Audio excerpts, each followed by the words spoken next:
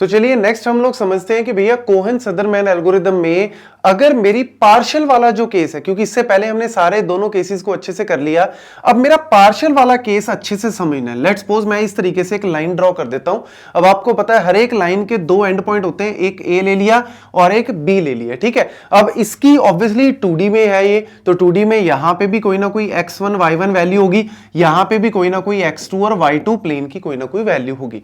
अब मुझे सबसे पहले क्या समझना है कि मेरे को इस पूरी लाइन को सिलेक्ट नहीं करना, जो मेरी विंडो के अंदर आ रही है सिर्फ उसको लेना। तो यानी मेरे को सिर्फ यहां तक की ये लाइन जो मैं सिर्फ रेड कलर से दिखा रहा हूं, सिर्फ इस लाइन को लेना है, इस वाली लाइन को मुझे रिजेक्ट करना है, क्लिप कर देना है। इसके लिए क्या करना पड़ेगा, आपको ये वैल्यू निकालनी पड़ेगी, मतलब इस पॉइंट की वैल्यू निकालनी पड़ेगी ताकि यहां से आप क्लिप कर सको, इसको उठा लो, इसको रिजेक्ट कर दो। अब इसकी वैल्यू कैसे निकालेंगे, ऑब्वियसली आपको दो ही वैल्यू निकालनी है, एक x और एक y।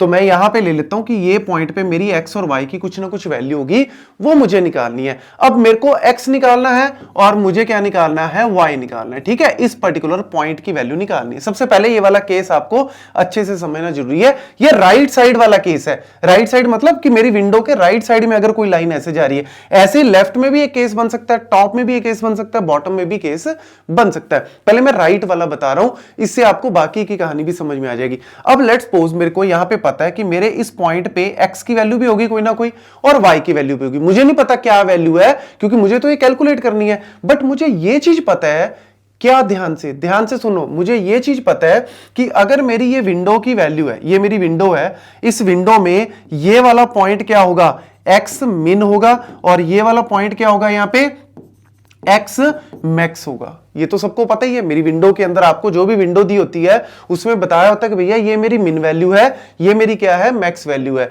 ये सिंपल पॉइंट तो आपको पता ही है। ऐसे ही यहां पे आप इसको इस तरीके से भी कह सकते हो, ये मेरा y मिनिमम भी है, ये मेरा y मैक्सिमम है, या इसको भी कह सकते हो ये भी मेरा क्या है, y मैक्सिमम है। ये पॉइंट तो आई थिंक सबको पता ही है कि भैया इस विंडो में ये मेरा y की मिनिमम वैल्यू होगी, y का x की मिनिमम वैल्यू, ये मेरी x की मैक्सिमम वैल्यू है। अगर आप ध्यान से देखो कि ये जो मेरा x और y पॉइंट यहां पे लाई कर रहा है, इसमें x की वैल्यू क्या होगी, x की वैल्यू क्या होगी, x की वैल्यू वही होगी जो x के मैक्स की वैल्यू होगी। क्योंकि आप राइट स्क्रीन पे हो ना यार, आप सिंपल देखो, आप राइट वाले पॉइंट पे हो, यहां पे x की मिनिमम वैल्यू है, यहां पे x की मैक्सिमम वैल्यू है। तो अगर मैं इस पॉइंट पे खड़ा हूं तो मेरे को x की वैल्यू तो पता लग ही गई कि भैया वो मैक्स वैल्यू होगी। तो यानी जो भी मेरे को क्वेश्चन में दिया होगा x की मैक्स वैल्यू, मैं वो एज इट इज उठा लूंगा, वो मेरा x एक्सिस बन जाएगा।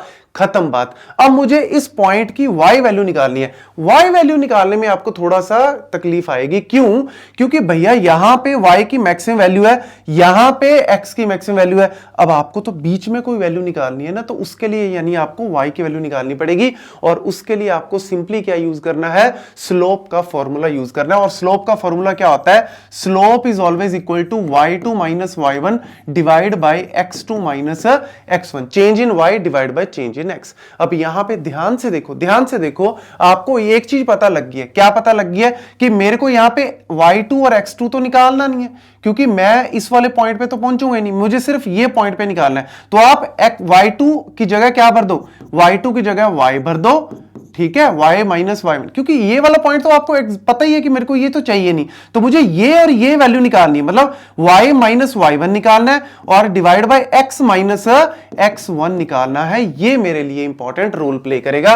तो ये निकालने के लिए एक और चीज आपको पता लग गई कि x की वैल्यू क्या है, x मैक्स है, ये तो मुझे पता ही है इस पॉइंट पे। तो x की जगह क्या भर दो, x मैक्स भर दो। क्या बन जाएगा, y minus y1 divide bye x max minus x1 बन जाएगा, और ये m के बराबर है। तो यहां से क्या निकालना है, मुझे y निकालना है ना। तो y निकालने के लिए क्या करोगे, इसको उधर ले जाओ। तो जब आप इसको इधर ले जाओगे तो m मल्टीप्लाई में हो जाएगा, ये इक्वेशन बन जाएगी ना, ये इक्वेशन बन जाएगी। m के मल्टीप्लाई में ये पूरा चला जाएगा, ये पूरा उधर जाके m के मल्टीप्लाई में आ जाएगा, एज इट इज आ गया। और उसके बाद y को इस तरफ रखो, y1 उधर जाके प्लस में हो जाएगा। तो ये वाली इक्वेशन आप इजीली ड्रॉ कर सकते हो। अगर आप चाहते हो तो मैं लिख भी देता हूं, कुछ नहीं है यार, y सिंपल मैथमेटिक्स है। y माइनस, जैसे हम क्रॉस मल्टीप्लाई करते हैं, तो y माइनस y1 को 1 से मल्टीप्लाई किया, इसको इधर से कर दिया, तो m इंटू x x का मैक्स वैल्यू माइनस x1, और जब ये इधर आ जाएगा तो y1 जो है वो प्लस में हो जाएगा और ये वैल्यू एज इट इज यहां पे आ जाएगी, ये इक्वल टू y आ जाएगा। बस ये वैल्यूज आपको निकालनी है और इसके अलावा कुछ नहीं। ये जो इतना कुछ लिखा हुआ है ना गणित, कुछ भी नहीं है, एज इट इज यही चीज करनी है। आपको एक और करके दिखा देता हूं, एक और करके दिखा देता हूं। लेट्स सपोज मेरी लाइन है यहां पे, लेट्स सपोज मेरी लाइन है यहां पे। अब इसको निकालने के लिए क्या करोगे, सेम वही है कि मुझे ये वाला पॉइंट निकालना है, मुझे ये वाला पॉइंट निकालना है, क्योंकि मुझे यहां से लेके यहां तक की सिलेक्ट करनी है, इसको रिजेक्ट करना है। उसके लिए क्या करोगे, सिंपल सा पता है यार आपको, ये वाला लेफ्ट वाला केस बनेगा। आपको पता है कि x की वैल्यू इस केस में क्या बनेगी, मिन बनेगी। एटलीस्ट ये तो पता लग ही गया कि x की जो भी वैल्यू होगी वो मिन वाली वैल्यू होगी। y की वैल्यू निकालनी है, तो y की वैल्यू निकालने के लिए आप क्या करोगे, सेम वही formula, y2 minus y1 divide by x2 minus x1। लेकिन आपको पता है y यहां पे जो y2 है या x2 है, मुझे उससे कोई लेना देना नहीं है, मुझे सिर्फ ये xy और ये x1 y1 इससे लेना देना है। ये तो मुझे रिजेक्ट ही करनी है, तो इसको सिलेक्ट करने के लिए आप क्या करोगे, वही सेम, y2 की जगह y भर दो, x2 की जगह x भर दो, ये आ गया। अब x क्या है, मिन के बराबर है, तो यहां पे x की वैल्यू जो है वो मिन माइनस x1 हो गया। और यहां से क्या निकालना है मुझे, यहां से मुझे y1 निकालना है, तो भैया y1 को इधर ले जाओ जी, दोनों को मल्टीप्लाई कर दो, तो ये सिंपल सा पॉइंट यहां पे निकल के आ जाएगा। मतलब यहां पे क्या करना है आपको, सिंपली जो है वो इसको लिख लो ना, यहां पे आपको y निकालना है ना, तो ये y1 इधर जाके प्लस में हो जाएगा और x मिनिमम माइनस x1। तो इस तरीके से आपकी इक्वेशन बन जाएगी। ये सारी इक्वेशन ऐसे ही आप टॉप की इक्वेशन बना सकते हो, ऐसे ही बॉटम की इक्वेशन बना सकते हो। दिखने में थोड़ा डेंजरस लग रहा है कि पता नहीं क्या करना है, लेकिन एक वैल्यू अगर आपको पता लग गई तो बाकी की चारों आप इजीली निकाल सकते हो। और इसको रट्टा नहीं मारना, इन इक्वेशंस को रट्टा मारने की जरूरत नहीं है, आप ऐसे डिराइव भी कर सकते हो। तो ये सारे पॉइंट्स अच्छे से याद रखना, और नेक्स्ट वीडियो में हम लोग इसके ऊपर करेंगे एक न्यूमेरिकल।